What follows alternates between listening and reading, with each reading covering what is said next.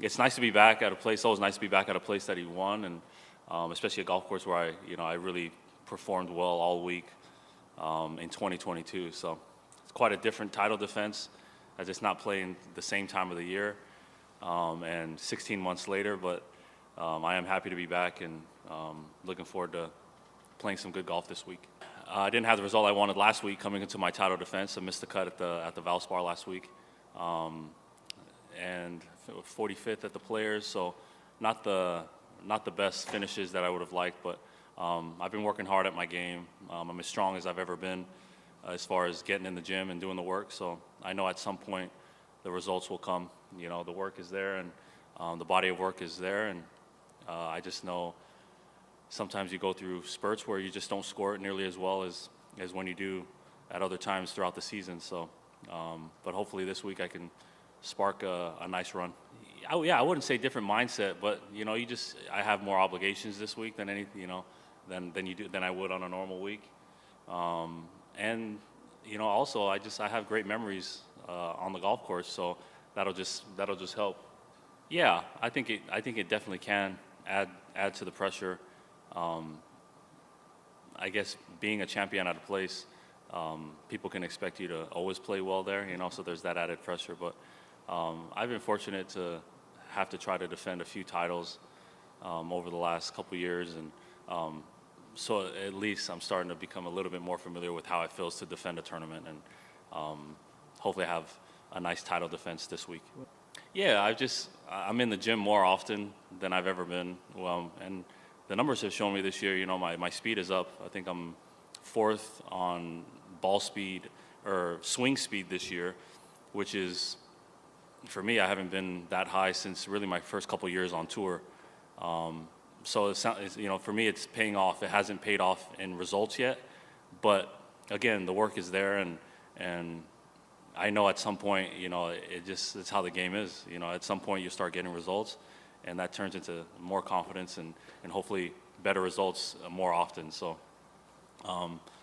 the work never ends, but I've put in a lot of work outside the golf course to make sure that my body's strong and fit. And again, at some point, I know it's going to pay some dividends. It's crazy. My 10th year, it's a little bit of both. It feels like it's flown by, and it also feels like, yeah, I could see how it's been 10 years. As I think back on maybe my first win or my first, major championship, I was like, wow, that did feel like quite a long time ago. So it's a little bit of both, but it's quite the journey. It's quite the journey to be out here for 10 years. I didn't really know what to expect when I got to the tour, but it's definitely exceeded any of my expectations. Just being able to do what I love every single day, I think is quite the blessing for me. I've been hitting the golf ball close. I think historically, ball striking has been my strength on the PGA Tour, and especially over the last few years, driving the golf ball has been my strength.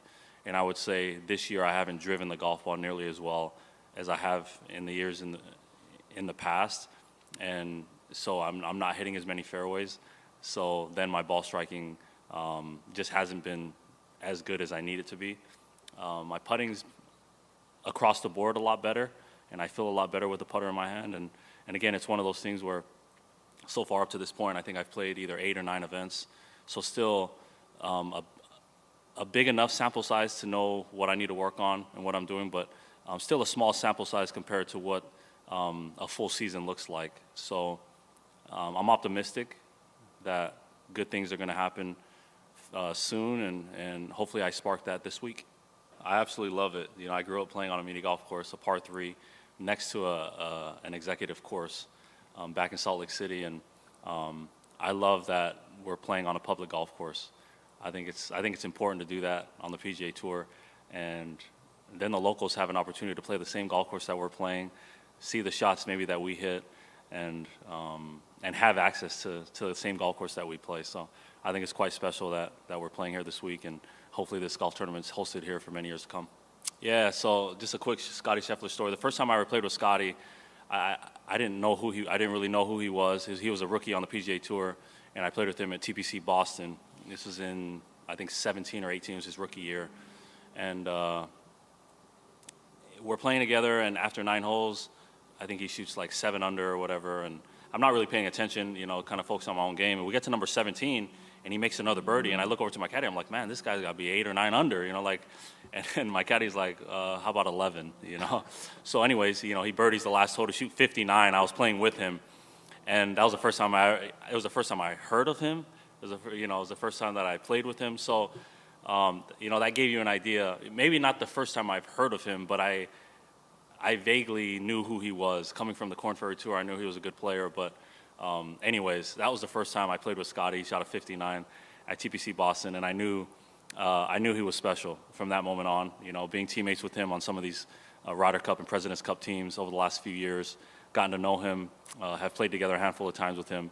When he won the Masters, I played with him the first 2 rounds, and it was evident to me that he was going to be hoisting the green jacket after that on Friday. So I've played enough rounds with him to know how great of a player he is, but I think it doesn't beat the person that he is. I think he's pretty fantastic for our game, and cool to see all the success that he's having.